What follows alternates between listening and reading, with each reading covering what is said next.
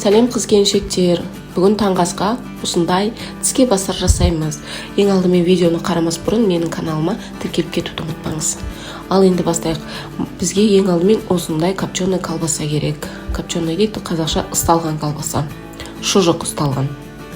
Ысталған шұжығымызды алып, осындай домалақ кесеміз де, сыртындағы салафаннан тазалаймыз. Одан кейін оны алып, дәл осы видеодағындай ұзынша етіп кесеміз. Ысталған шұжығымызды кесіп болғаннан кейін лавашқа көшеміз. Мен бұл жерде 2 лаваш алдым. Ортасынан теңдей етіп бөлестерді.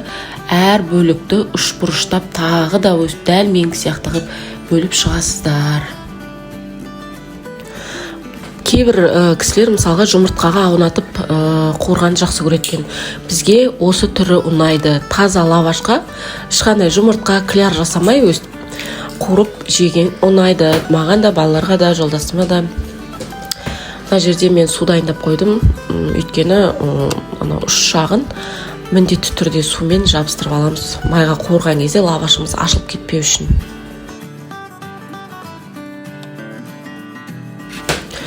Майымызды әдемілеп отырып құйып аламыз. Өте май көп керек емес.